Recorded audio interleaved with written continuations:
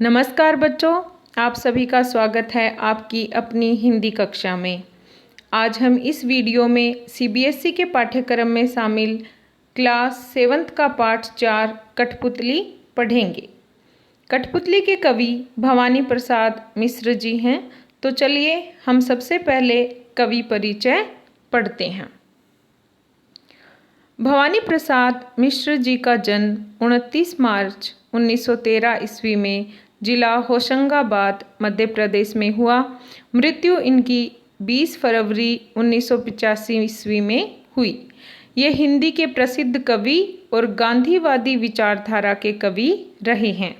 प्यार से लोग उन्हें भवानी भाई भी कहते थे।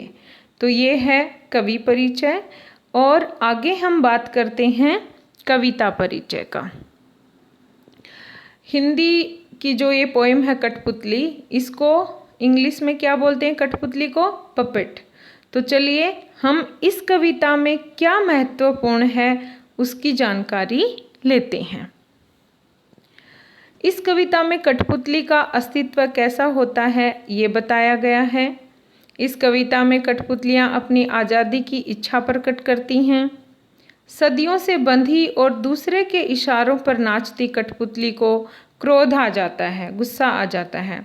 इस गुलामी से बाहर निकलने के लिए एक कठपुतली विद्रोह कर देती है। यह बात सुनकर दूसरी कठपुतलियाँ भी विद्रोह के भाव प्रकट करती हैं। तो इस कविता में एक कठपुतली के माध्यम से कवि स्वतंत्र होने की बात, आत्मनिर्भर होने की बात कहते हैं। स्वतंत्रता, इंडिपेंडेंस, आत्मनिर्भर, सेल्फ डिपेंड, तो ये बात इस कविता में कवि मुख्य रूप से कहना चाहते हैं। ऐसी ही एक कविता आपने सबसे पहले पढ़ी थी, हम पंछी उन्मुक्त गगन के। उसमें भी पक्षी स्वतंत्र जीवन की बात करते हैं। तो यहाँ पर भी कठपुतलियाँ स्वतंत्र रहना चाहती हैं, अपने मन के अनुसार जीना चाहती हैं और आत्मनिर्भर बनना चाहती हैं। ऐसा क्यों कहा है? क्योंकि कठपुतली आप जानते ही हो कि वो खुद नहीं चलती हैं। उनको जैसा भी बोला वो बोलती हैं, या जैसा भी वो डांस करती हैं या हाव भाव प्रकट करती हैं, उनके पीछे क्या होते हैं? धागे होते हैं। वो धागों से बंधी होती हैं, इसीलिए वो अपना एक्ट कर पाती हैं। तो यहाँ पर कठपुतली की विचारधारा है स्वतंत्रता की, आत्मनिर्भर होने की, अपने मन के अनुसार जीने की। ऐसी विचारों को लेकर ये कविता कवि ने लिखी है। तो चलिए हम कविता पढ़ते हैं। कविता की पंक्तियां हैं। कठपुतली गुस्से से उबली, बोली ये धागे क्यों हैं मेरे पीछे आगे, इन्हें तोड़ दो, मुझे मेरे पाँव पर छोड़ दो। ये कविता की पहली पंक्तियां हैं और इनमें हम शब्दार्थ देखेंगे। कठपुतली काठ से, काठ मतलब लकड़ी, काठ से बनी पुतली जो सदैव दूसरे के इशारों पर नाचती है। और इसका मतलब है कि दूसरा व्यक्ति ही धागों से उनको कंट्रोल करता है। गुस्से से उबलना, क्रोध आना, पाँव पर छोड़ दो, आत्मनिर्भर होने दो। आत्मनिर्भर का मतलब होता है सेल्फ डिपेंड होना। उबली, जोश में आ गई। ये थे शब्दार्थ। आगे हम पढ़ते हैं भावार्थ। देखिए, इस काव्यांश के माध्यम से कवि कहते हैं कि कठपुतली बरसों से धागे से बंधी हुई हैं और दूसरों के इशारों पर नाचती हैं। एक कठपुतली अपनी इस स्थिति को देखकर गुस्से में उबल पड़ती है। वह गुस्से में आकर बोल पड़ी, मेरे आगे पीछे से धागे क्यों बांध रखे हैं? यानी तुम लोगों ने मुझे धागों में बांधकर गुलाम क्यों बना रखा है? उसकी इच्छा है कि इन बंधनों से उसे मुक्त कर दिया जाए।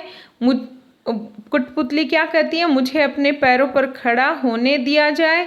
उसे आत्मनिर्भर होना है, उसे किसी के इशारों पर नहीं नाचना। वह अपनी इच्छा के अनुसार कार्य करना चाहती है। तो ये थे पहले पंक्तियाँ और उनका भावार्थ। आगे हम चलते हैं दूसरी पैराग्राफ की तरफ। सुनकर बोली और कठपुतलियाँ कि हाँ बहुत दिन हुए अपने मन के छंद छुए। तो इसके हम शब्दार्थ देखते हैं। और मतलब दूसरी, मन के छंद छूना, अपनी मन के अनुसार काम करना, अपने मन की सुनकर काम करना, अपने मन की बात मानना। व्याख्या है, पहली कठपुतली की बात सुनकर दूसरी कठपुतलियों के मन में भी स्वतंत्र होने की इच्छा होती है। वे भी बंधन तोड़कर स्वतंत्र होना चाहती हैं।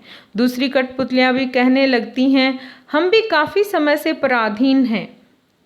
पराधीन मतलब गुलाम हैं, हमें भी स्वतंत्रता चाहिए।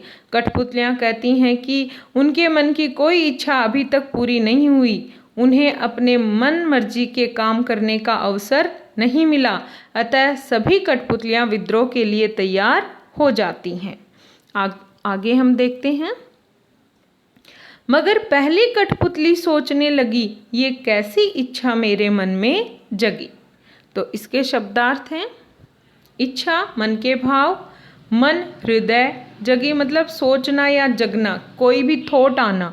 तो वो सोचती है कि ये कैसे भाव मेरे मन में आए हैं। उन्हीं की व्याख्या है, पहली कठपुतली की बात सुनकर सभी कठपुतलियां स्वतंत्र होने के लिए विद्रोह करने के लिए तैयार हो जाती हैं। तो पहली कठपुतली सोच में पड़ जाती है कि अब उस पर सारी कठपुतलियों की आज़ादी की जिम्मेदारी आ गई है। तो वह सोच समझकर कदम उठाना जरूरी समझती है, क्योंकि आज़ाद हो जाना आसान है, लेकिन आज़ादी को बनाए रख पाना कठिन है। देखिए, इस कविता का मूल भाव ये है कि कठपुतली के माध्यम से कवि स्वतंत्रता की बात, आत्मनिर्भर होने की बात, अपने मन के अनुसार कार्य करने की बात को बढ़ावा देते हैं। तो यहाँ पर एक कठपुतली जो बहुत समय से सिर्फ दूसरे के इशारों पर नाचती है, दूसरे के हाथों से बंधे धागों से वो अपने एक्ट करती है, तो कवि क्या कहते हैं कि वो कठपुतली कहती है कि बहुत हो गया, ये धागे तोड़ दो और मुझे स्वतंत्र जीवन जीना है, मुझे अपने पैरों पर खड़ा होना है।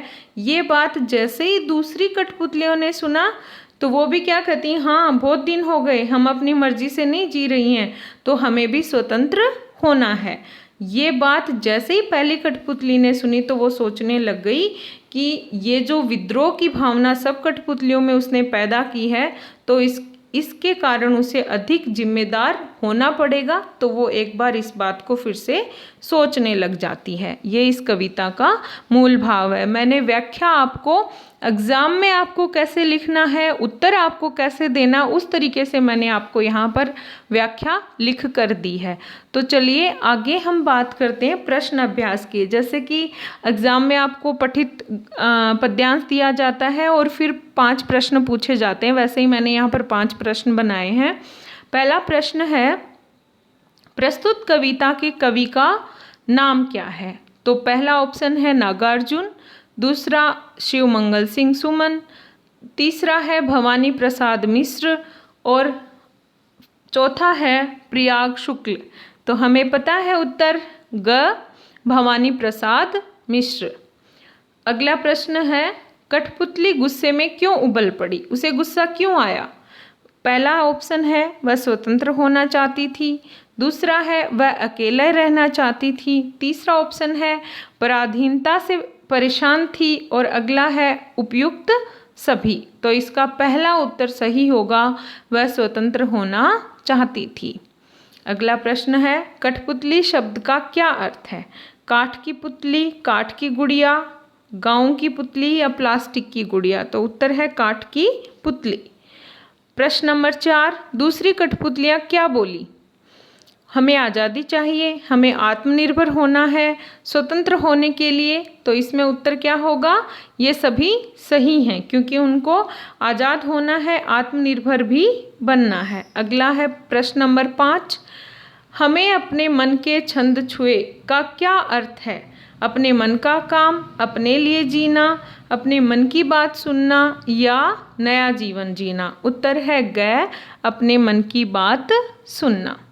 तो ये हमने कविता का भावार्थ सीखा, शब्दार्थ सीखा और हमने 5 प्रश्न जो ऑब्जेक्टिव टाइप एग्ज़ाम में आते हैं वो भी किए। और इसके बाद हम अगले वीडियो में पढ़ेंगे इस कविता के प्रश्न उत्तर। तो अगर आपको ये कविता पसंद आई है तो आप लाइक करें और सब्सक्राइब करें। Thank you.